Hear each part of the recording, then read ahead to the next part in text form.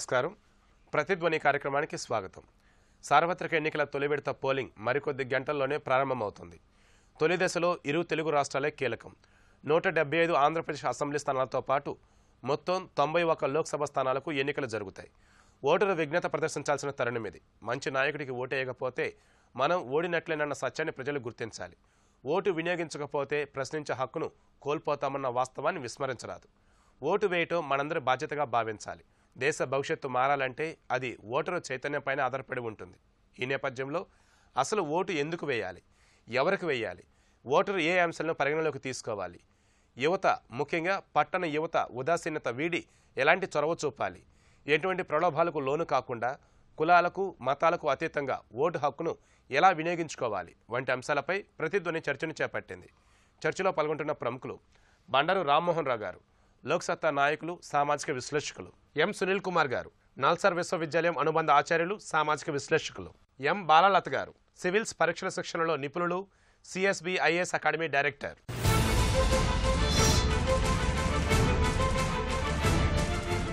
రామ్మోహన్ రావు గారు, ప్రజాస్వామ్యానికి పునాది ఓటు హక్కు. చట్టసభల్లోకి ఎలాంటి ప్రజాప్రతినిధులు వస్తున్నారన్న దానిపైనే ప్రజాస్వామ్య విజయం ఆధారపడి ఉంటుంది.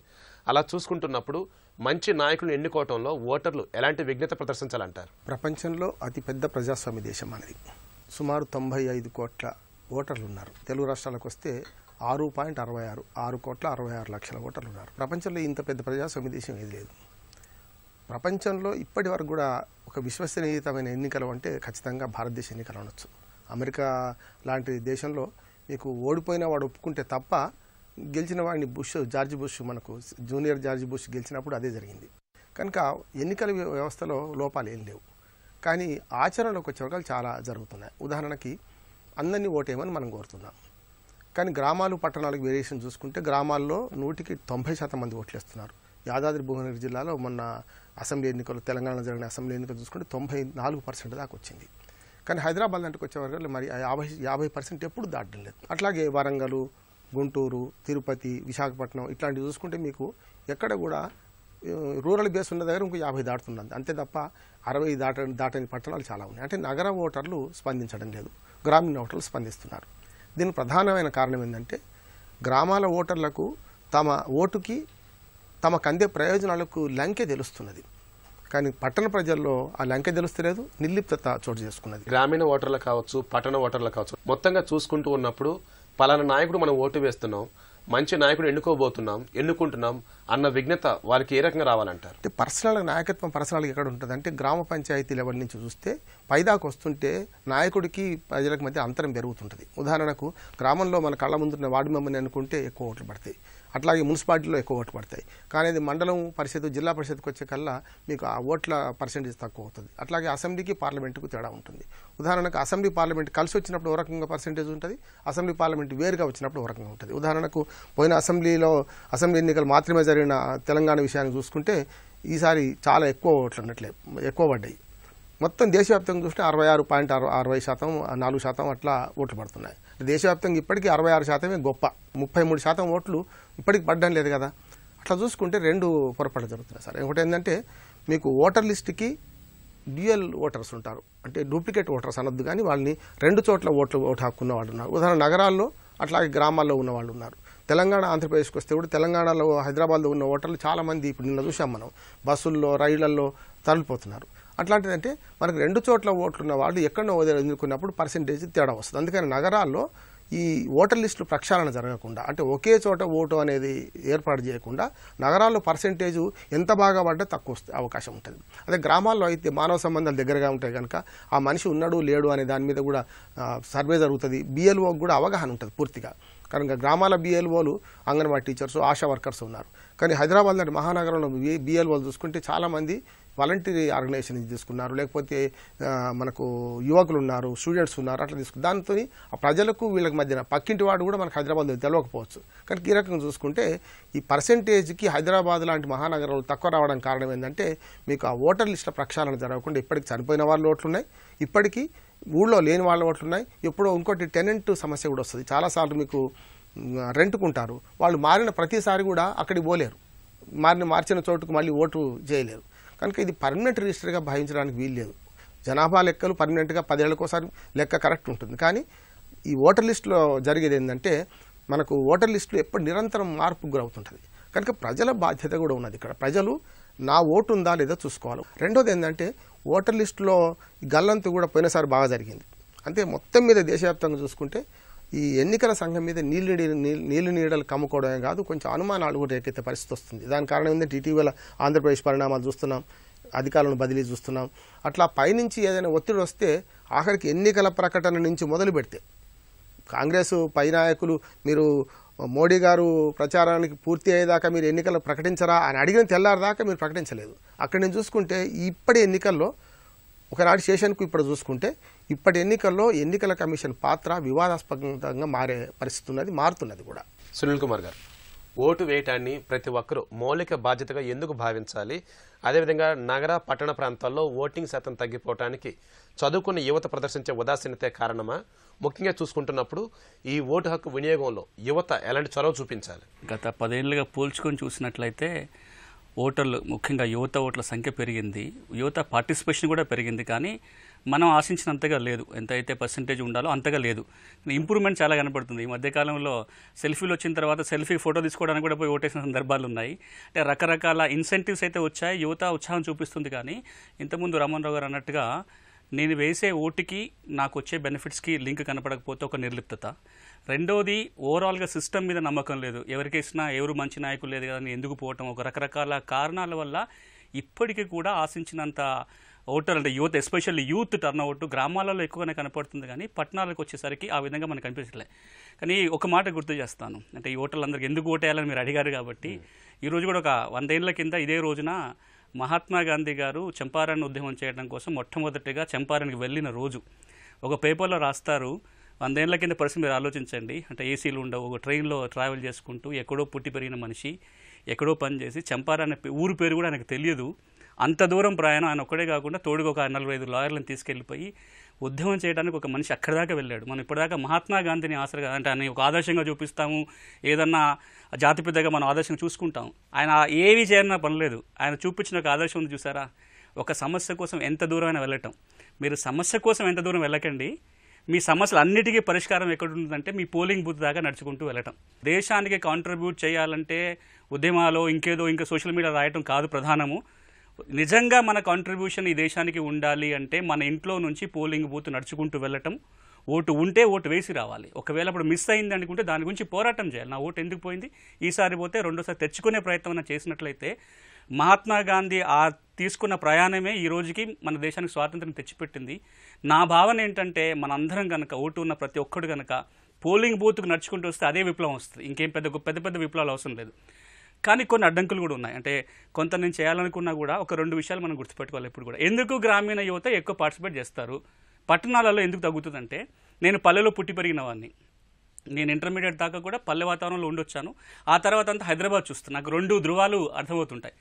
పల్లెలో ఏమవుతుంది అంటే డెమోక్రాటిక్ పార్టిసిపేషన్, అంటే ఎలక్షన్స్లో పార్టిసిపేట్ చేయటం అనేది అదొక పండగ వాతావరణం. ప్రతిసారి చెప్తున్నాను, అదొక నా జీవన విధానంలో అదొక భాగస్వామ్యం అయిపోయింది. కానీ పట్టణాలకు వచ్చేసరికి అది ఇంటర్నలైజ్ కాలే. అంటే ఎన్నికలు వేరు, నేను వేరే అనే ఒక భావన ఏదైతే క్రియేట్ అయిందో ఇది మంచిది కాదు.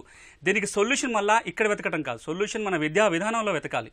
మాకప్పుడు బడి పంతులు కూడా, టీచర్లు కూడా ఎన్నికలలో పార్టిసిపేట్ చేయడం కాదు, మాకు ఎన్నికలు ఏంటో చెప్పేటోళ్ళు, ఎన్నికల ప్రాధాన్యత చెప్పేటోళ్ళు. ఎప్పటి నుంచి మేము 3వ తరగతిలో 4వ తరగతిలో ఉన్నప్పుడు కూడా ఆ రోజు పేపర్ చదువుకుంటూ ఎన్నికలు ఇలా జరుగుతాయి, అదొక రకమైన ఫీల్ క్రియేట్ అయ్యేది. ఈ రోజున మన విద్యా విధానంలో, మోడర్న్ ఎడ్యుకేషన్లో ఎన్నికల ప్రాధాన్యత గురించి, ఎన్నికల్లో ఓటర్లు ఎందుకు పాల్గొనాలి, ప్రజాస్వామ్యం ఎట్లా నిలబడుతుంది అనేది ఎక్కడైనా జరుగుతుందా?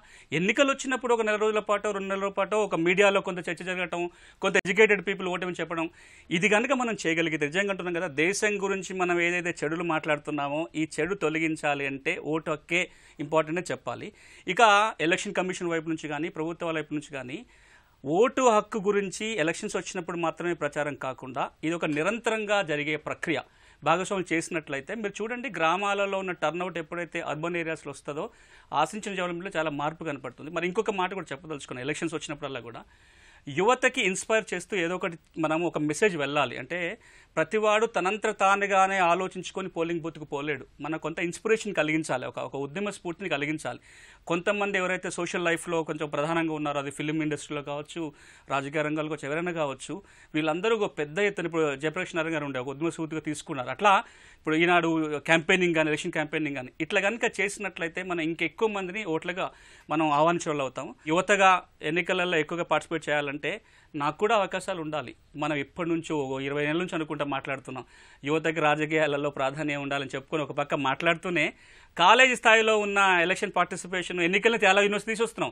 మోడర్న్ యూనివర్సిటీస్ వచ్చిన తర్వాత, పెద్ద పెద్ద కాలేజీలు యూనివర్సిటీస్ వచ్చిన తర్వాత, ఇంకా ప్రైవేటైజ్ అయిన తర్వాత కాలేజీ స్థాయిలో డిగ్రీ చదువుకునేటప్పుడు కూడా అసలు ఎలక్షన్స్ సిస్టమే లేకుండా పోయింది. అంటే మనం ఒక పక్కన యువతని దూరంగా రాజకీయాల్లో నెట్టేసుకుంటూ ఇంకో పక్కన ఏమంటున్నామంటే వాళ్ళ డెమోక్రటిక్ ప్రాసెస్ తగ్గిపోతుంది అంటున్నాం. ఈ లింక్ కనుక మనం కాపాడుకోగలిగితే, యువతకి తగినంత స్ఫూర్తి కనుక మనం మొదటి నుంచి ఇవ్వగలిగితే డెఫినెట్గా 94-95% కొన్ని సందర్భాల్లో 100% జరిగే అవకాశాలు ఉంటాయి. బాలలత గారు, ఓటు హక్కుని వినియోగించుకోవటం ప్రతి పౌరుని ప్రాథమిక బాధ్యత.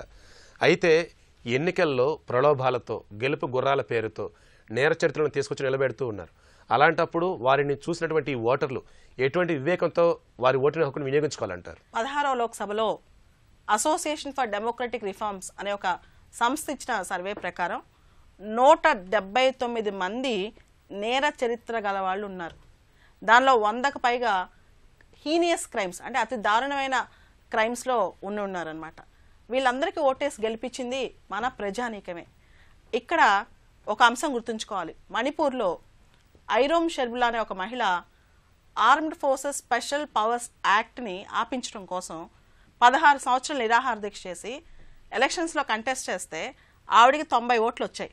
అదే యూపీలో తల్లిని కూతురిని రేప్ చేసిన వ్యక్తికి లక్షల మెజారిటీతో గెలిపించారు. అంటే మన ప్రజలకి నేర చరిత్రలో పని లేదా, వాళ్ళకి దాంతో పట్టదా అని ఆలోచిస్తే ఈ రోజున ప్రజాస్వామ్యాన్ని నిలబెట్టాల్సిన బాధ్యత ప్రజలందరి చేతుల్లో ఉంది, ముఖ్యంగా యువత. ఎందుకంటే దాదాపు సగం శాతం మంది యువతే. 5.5 లక్షల మంది యువ ఓటర్లు ఈ సంవత్సరం వచ్చి చేరారు, 18-19 సంవత్సరాల మధ్య వాళ్ళు. ఈ 5 లక్షల మంది 6 లక్షల మంది అనుకున్నా రేపొద్దున ఎవరి వైపు టర్న్ అవుద్దో తెలియదు. సో మన భవిష్యత్తు మొత్తం మన చేతిలో ఉంది. అలాంటప్పుడు డబ్బు ప్రలోభాలకి, నేర చరిత్ర ఉన్న వాళ్ళకి అమ్ముడు పోకుండా యువత ఫస్ట్ మేల్కొనాలి. ఎందుకంటే మనందరం ఉండేది డెమోగ్రఫిక్ డివిడెండ్ స్థాయిలో. దీనిలో డెమోగ్రఫిక్ డివిడెండ్ని డెమోక్రటిక్ డివిడెండ్గా తీసుకురావాలి. ప్రజాస్వామ్యాన్ని కాపాడాల్సిన బాధ్యత ఓటర్లందరికీ ఎంతో ఉంది. ఈ రోజున ఓటరు భావి భారత నిర్దేశకులు అవుతున్నారు 17వ లోక్సభలో. కాబట్టి ఈ లోక్సభకి, అసెంబ్లీకి కూడా చక్కటి వ్యక్తుల్ని ఎలక్ట్ చేసుకునే ఇది వీళ్ళకి ఉందన్నమాట. అది కాకుండా మనం గమనిస్తే ఎలక్షన్ కమిషన్ కానీ, ఎన్జిఓస్ కానీ, లేకపోతే రకరకాల అవేర్నెస్ సివిల్ సొసైటీ కానీ ఎలక్షన్ టైంలో వచ్చి మాట్లాడుతున్నారు. కానీ సంవత్సరాలు ఎలక్షన్ టైంలో కాకుండా ప్రతి 5 సంవత్సరాలకి కాకుండా ప్రతిరోజు ఒక్కసారి అవేర్నెస్ క్యాంప్స్ కానీ రెగ్యులర్గా దేశంలో ఏదో ఒక చోట పెడితే యువతకు నిజంగా రాజకీయాల పట్ల అవగాహన ఉంటుంది. అదే కాకుండా చాలామంది మనం చూస్తే ఎందుకు నిర్లిప్తత, ఈ ప్రశ్న చాలాసార్లు వస్తుంది. ఎందుకు ఈ ఓటర్లు ముఖ్యంగా 35, 40, 50 వయసు ఉన్న వాళ్ళు పోలింగ్ బూత్ దాకా వెళ్ళట్లేదు అంటే నిర్లిప్తత ఎందుకు అంటే వారసత్వపు రాజకీయాలు. సామాన్యమైన యువతని రాజకీయాల్లో తీసుకొచ్చినప్పుడే రాజకీయాలు మారుతాయి. అవి మారినప్పుడే యువత రాజకీయ నాయకులు నమ్ముతారు. అది నమ్మినప్పుడే నిజమైన ప్రజాస్వామ్యం వచ్చినట్టు. విన్స్టన్ చర్చిల్ ఒక మాట అన్నారు, ప్రజాస్వామ్యం నిజమైన అర్థం ఒక యువకుడు పోలింగ్ బూత్ దాకా వెళ్ళి ఆ ఓటు శక్తి తెలుసుకున్నప్పుడే. అంతెందుకండి, ఎల్కే అద్వానీ గారు ఒక మాట అన్నారు, రాజకీయాల్లో యువకులకి ముఖ్యంగా భారతదేశంలో ఈ రోజున ఎన్నికలు పాఠ్యపుస్తకాలు వంటివి. అలాంటి పాఠ్యపుస్తకాలను వాళ్ళకి ఓపెన్ చేసే శక్తి కూడా మనం ఇవ్వట్లేదు. మనం గమనిస్తే ఈ రోజున 25 నుంచి 40 ఏళ్ళ వయసున్న వాళ్ళందరూ ఎవరండి? వీళ్ళందరూ ఎవరైతే ఎన్నికల్లో ఉన్నారో, రాజకీయ చైతన్యం లేకుండా నిర్లిప్తంగా పడున్నారో యువత అందరికీ ఈరోజు అర్థమైందనమాట, మనకి చోటు లేని రాజకీయాలు అని చెప్పి. ఇదొకటి. రెండవ పద్ధతి ఏంటంటే చాలా వరకు అగ్రికల్చర్, రైతుల గురించి మాట్లాడుతున్నారు. ఎందుకంటే రైతులు ఓట్ బ్యాంక్ కాబట్టి. కానీ మహిళల గురించి, మధ్య వయస్కుల గురించి, యువత గురించి చాలా తక్కువ మాట్లాడుతున్నారు. ఇప్పుడున్న మేనిఫెస్టోస్ చూడండి, బీజేపీ మేనిఫెస్టో నుంచి కాంగ్రెస్ మేనిఫెస్టో వరకు నేషనల్ లెవెల్లో, లేకపోతే స్టేట్ లెవెల్ మేనిఫెస్టోస్ చూసినా యువత గురించి అతి తక్కువగా మేనిఫెస్టోస్ మాట్లాడుతున్నాయి. దాదాపు 3 వంతుల మంది యువతలు ఉన్నప్పుడు ఇంత తక్కువ మేనిఫెస్టోస్ మాట్లాడితే ఎలా కుదురుతుందండి? రామ్మోహన్ గారు, ఓటు వేసే ముందు ఓటరు ప్రధానంగా ఏ అంశాలు పరిగణలోకి తీసుకోవాలి, అదేవిధంగా ఎలాంటి అభ్యర్థులను చట్టసభల్లోకి పంపించాలంటారు? ముఖ్యంగా దేశ భవిష్యత్తు ఆశాజనకంగా ఉండాలంటే ఓటర్లు ఎలాంటి ముందు చూపు ప్రదర్శించాలంటారు? వరుసగా ఎన్నికలు వస్తున్నాయి కనుక ఇప్పుడు విళంబి నామ సంవత్సరం, వికార నామ సంవత్సరం కాదు, ఎన్నికల నామ సంవత్సరం నడుస్తున్నది. సుమారు దేశంలో 13 కోట్ల మంది ఫస్ట్ టైం ఓటేసే వాళ్ళు ఈసారి పార్లమెంట్ ఎన్నికల్లో ఓటేస్తారు. 2014 తర్వాత నమోదై ఇటీవల 2000 సంవత్సరంలో పుట్టిన వాళ్ళు చూస్తే మిలియన్ ఓటర్స్ వీళ్ళు 13 కోట్ల మంది ఉన్నారు. వీళ్ళు ఫస్ట్ టైం ఓటేస్తున్నారు. వీళ్ళ ఆశలకు ఆకాంక్షలకు అద్దం పట్టిన రాజకీయాలు ఉన్నప్పుడు తప్పనిసరి ఓటేస్తారు. ఆశలు ఆకాంక్షలు అంటే ప్రశ్న తప్పైతే జవాబు తప్పు వస్తుంది. మీ భార్యను మీరు ఇప్పుడు కొడుతున్నారా మానేశారా అనే ప్రశ్న వేస్తే కొడుతున్నా అన్న తప్పే, మానేసినా అంటే అంతకుముందు కొట్టినట్టు లెక్క. ఇక్కడ కూడా ఒక ప్రశ్న ఏంటంటే వార్డు మెంబర్ని అడగాల్సిన ప్రశ్నను పార్లమెంట్ మెంబర్ని అడుగుతున్నారు, పార్లమెంట్ని అడగాల్సిన మెంబర్ను వార్డు మెంబర్ని అడుగుతున్నారు. అంటే ఊళ్ళో మురికాలో బాగాలేదు, నీళ్ళు రావడం లేదని పార్లమెంట్ మెంబర్ని అడుగుతున్నారు. మహిళా బిల్లు గురించి పార్లమెంట్ మెంబర్ని అడగాలి లెక్క అయితే. అంటే ప్రజలకి ఏ స్థాయి పదవికి ఎన్నికలు అవుతున్నాయి, ఆ స్థాయిలో మన మేనిఫెస్టో ఏమిటి అనేది రాజకీయ పార్టీలు బాగా చేయాలి. గతంలో కాంగ్రెస్ కానీ కమ్యూనిస్ట్ పార్టీలు కానీ రాజకీయ శిక్షణా తరగతులు పెట్టేవి. అట్లాగే సునీల్ గారు అన్నట్టు మనకు ఎన్నికలు విద్యార్థి దేశం నుంచి ఎన్నికలు వచ్చాయి. ఇప్పుడు స్థానిక స్వపరిపాలన అని మనం మనకు ఊళ్ళలో స్కూల్లో చిన్న చిన్న ఎన్నికలు పెట్టుకునేవాళ్ళం. కాలేజీలో అయితే డైరెక్ట్గా ఎన్నికలు ఉండేవి. కానీ ఏమైంది, ఎన్నికల్లో రకరకాల దౌర్జన్యాలు జరుగుతున్నాయని చెప్పి మన కళాశాల ఎన్నికలు పూర్తిగా రద్దు చేశారు. అంటే ఎన్నికలు ఉన్నాయని ఇల్లు చిచ్చు పెట్టుకున్నారు. దాంతో ఏమైందంటే ప్రజాస్వామ్య సంస్కృతి కానీ ఆ ప్రజాస్వామ్య పద్ధతులు కానీ పైకి రావడం లేదు. రెండోది మేడం అన్నట్టు వారసత్వ రాజకీయాల వల్ల కూడా యువత నిలుపుతున్నారు. ముఖ్యంగా ఇప్పుడు గమనించింది, నేను 11 పార్లమెంట్ సీట్ల పరిధిలో నేను తిరిగాను తెలంగాణలో. విహంగ వీక్షణ ఆంధ్రప్రదేశ్లో చేశాను. నాకు 2 సమస్యలు దృష్టికి వచ్చినాయి. ఒకటేమో మీకు రాష్ట్రంలో ఉన్న దాదాపు 30 నుంచి 40 లక్షల మంది డ్రైవర్లు ఓటు హక్కు వినియోగించుకోవడం లేదు. డ్రైవర్లు 2 రకాలు. ఒకటి అధికారులకు పనిచేసే డ్రైవర్లు, వాళ్ళ అధికారిక కార్యకలాపాల్లో పోలింగ్ బూత్ చుట్టూ తిరుగుతుంటారు, కానీ యజమాని ఓటేస్తాడు, వీళ్ళు ఓటేయలేకపోతున్నారు. అట్లాగే ప్రైవేట్ డ్రైవర్లు కూడా. అంటే 30 నుంచి 40 లక్షల మంది ఓటర్లు ఈ రకంగా మనకు మొత్తం తెలుగు రాష్ట్రాల్లో అది జరుగుతున్నది.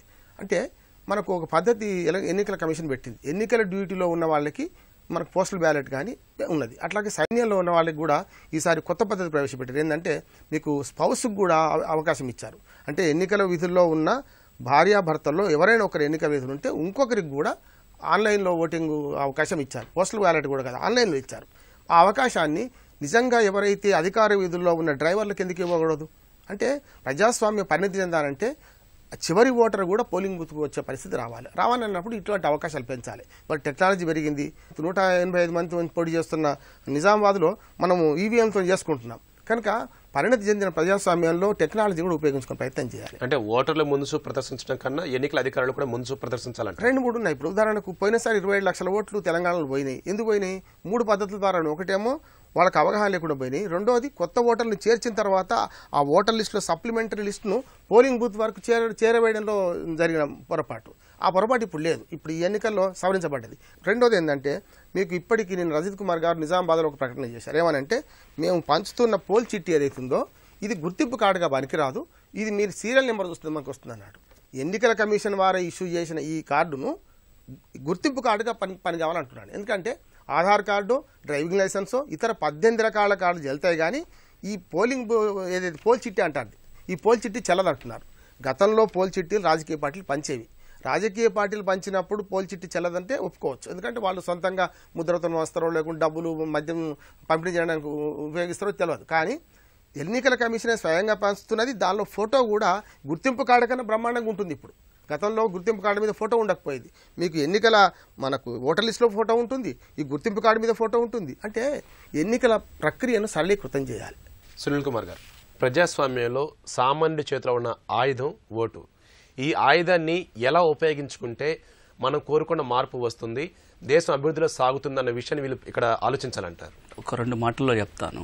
మా తాత జనరేషన్స్, ఇప్పుడు మా తాత బతికే ఉన్నాడు, అమ్మ వాళ్ళ నాన్న. ఆయన దృష్టిలో ఎప్పుడు ఓటు వచ్చినా ఓటు వేయకపోతే నేను చచ్చినట్రా అంటాడు. అది ఎవరికేస్తున్నారు, మంచి నాయకుడు ఉన్నాడా లేదా అవన్నీ పక్కన పెట్టండి.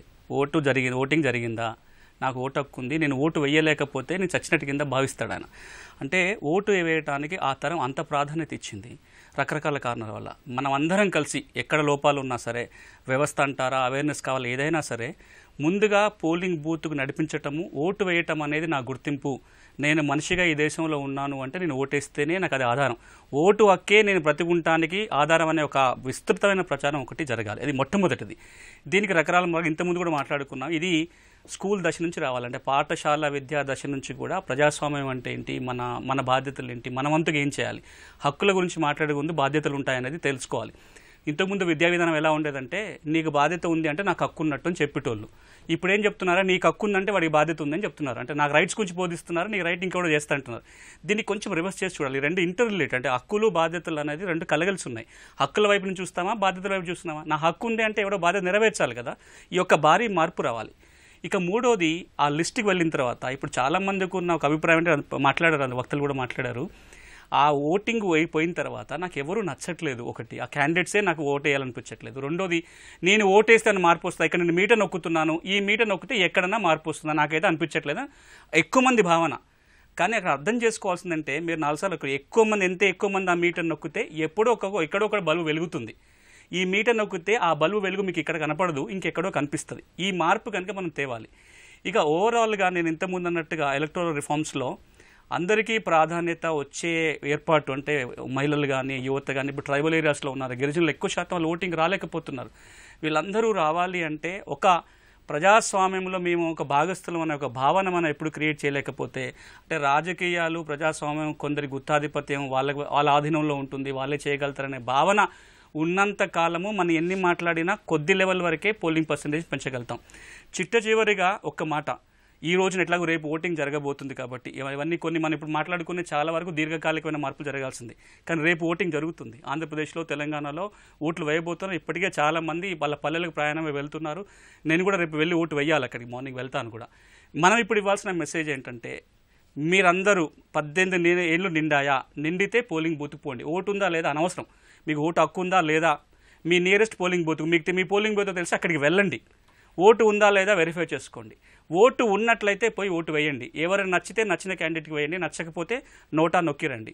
ఒకవేళ మీ పేరు లేకపోతే అప్పుడే మీరు అడగండి, నెక్స్ట్ ప్రయత్నం చేసి ఓటుకు తెచ్చుకోండి. బాలలత గారు, అభివృద్ధి చెందిన దేశాల్లో సామాజికంగా ఆర్థికంగా అభివృద్ధి చెందిన వారే కాకుండా వయోవృద్ధులు సైతం పోలింగ్లో చురుగ్గా పాల్గొంటారు.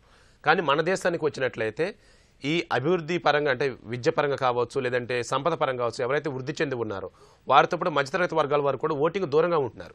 దీనికి ప్రధాన కారణాలు ఏంటి? ముఖ్యంగా పట్టణాల్లో చూసుకుంటే ఓటింగ్ రోజు హాలిడే దినం, ఆ రోజు సెలవు వచ్చినట్టు ఇంట్లో కూర్చొని ఎంజాయ్ చేస్తారు. రెండోది, మన ఒక్క ఓటు వల్ల మార్పు వస్తుందని ఆలోచన. మూడోది, ట్రాన్స్పోర్టేషన్, అంటే ఇంటి దగ్గర నుంచి పోలింగ్ బూత్కి ఇప్పుడు వెళ్లాల్సిన అవసరం అని. ఇలా అన్నిట్లో ఆలోచించి వాళ్ళ లైఫ్కి, వాళ్ళ యొక్క స్వార్థానికి ప్రయోజనం ఇచ్చి మిగతా వాటికి తక్కువ చిన్నపెట్టు వేస్తారనమాట. ఇక్కడ మనం గమనిస్తే స్కాండినేవియన్ దేశాల్లో 80 to 90% పోలింగ్ అవుతుంది. భారతదేశంలో చాలా తక్కువ అవుతుంది. లాస్ట్ ఎలక్షన్స్లో మ్యాక్సిమం 66%, అంతకుమించి అవ్వట్లేదు. దీన్ని పెంచాలంటే ముందు చదువుకున్న వాళ్ళల్లో కొంత చైతన్యం రావాలి. ముఖ్యంగా ఆడవాళ్ళు ఏమనుకుంటారంటే, మనం చూస్తే ఆంధ్రాలో ఈ రోజున, తెలంగాణలో కానీ లేడీస్ ఈక్వల్గా ఉన్నారు ఓటింగ్లో, ఆల్మోస్ట్ ఇంకా ఎక్కువే ఉన్నారు. ఈ ఆడవాళ్ళు ఓటింగ్ బూత్ దాకా పట్టణాల్లో వెళ్ళట్లేదు చదువుకుని. ఏముందిలే, నిర్లిప్తత అనమాట. దీనికి ప్రధాన కారణం, మాకు ఉద్యోగాలు వస్తాయా, మా జీవితంలో మార్పు వస్తుందా ఓటింగ్ వేస్తే, ఎవరు గెలిస్తే ఏంట్లే అని చెప్పి. కానీ ఈసారి మాత్రం ప్రజలందరూ బయటకు వెళ్ళాలి. దానికి ముఖ్యంగా మనం ఫారిన్ కంట్రీసే చూసుకుంటే కనుక వాళ్ళు చాలా బెటర్గా ఉన్నారు. ఇండియా సరిగ్గా తక్కువ ఫేర్ చేస్తుంది. చదువుకునే యువత వాళ్ళకి ఏంటంటే, వాళ్ళకి డెమోక్రసీ గురించి కొంచెం ఎక్కువ తెలుసు. డెమోక్రసీ గురించి ఎక్కువ తెలిస్తే మన ఫస్ట్ పాస్ ద పోస్ట్ సిస్టంలో ఏంటంటే చాలా తక్కువ మంది ఓటింగ్కి వెళ్ళి ఓడిపోతుంటారు. ఇలా ఓడిపోవడం గెలవటం అన్నీ చూసేసి వీళ్ళకి ఏమనిపించుద్ది, మేము ఓటేస్తే గెలుస్తారా, లేకపోతే మేము ఓటేస్తే లాస్ట్ టైం నేను ఓటేసాను, ఆ వ్యక్తి ఓడిపోయాడు, ఎందుకు నేను ఓటేసేదని. కానీ అప్పుడు గుర్తుంచుకోవాలి, ఓటమి అనేది గెలుపు ఓటమి కోసం కాదు. ఓటు అనేది మనం చేసే గెలుపు ఓటమి కోసం కాదు, మన యొక్క నిజమైన శక్తిని అక్కడ చూపించుకోవడం కోసం. ప్రతి ఒక్క ఓటరు ఒకటి నమ్మాలి, భావి భారతదేశ నిర్మాణంలో వాళ్ళు కూడా భాగస్వాములు అవుతారు, భావి భవితకి వాళ్ళు కూడా భాగస్వాములు అవ్వాలంటే ఓటు అంటే ప్రపోర్షనల్ రిప్రజెంటేషన్ లేకపోవడం వల్ల ఇక ప్రాబ్లం అండి. రేపు మనం పరిశీలించినట్లయితే ఎన్నికల సంఘం క్లియర్ గా చెప్పింది, ఖచ్చితంగా సెలవు దినం ప్రకటించాల్సిందే అని చెప్పి. సో అలా చూసుకుంటున్నప్పుడు ఓటింగ్ శాతం పెరిగే అవకాశం లేదంటారు? ఖచ్చితంగా గ్రామీణ ప్రాంతాల్లో పెరిగే అవకాశం ఉందండి. పట్టణ ప్రాంతాల్లో మనం ఇన్ని సంవత్సరాల నుంచి చూస్తున్నాము. మన తెలంగాణ ఎన్నికలు కూడా చూసాం, హైదరాబాద్లో 49%, 50% కూడా దాటలేదు. ఇలాంటి సిచ్యువేషన్లో నేనైతే పట్టణాల్లో ఇంకా ఎక్కువ స్థాయిలో పెరుగుద్దని రేపైతే ఆశాజనకంగా లేదు. కానీ అందరూ ఓటేయమని మాత్రం మనం అభ్యర్థిస్తాం. రేపు సెలవు రోజుగా అనుకోకుండా తప్పనిసరి ఓటేయమని మనం కోరదాం.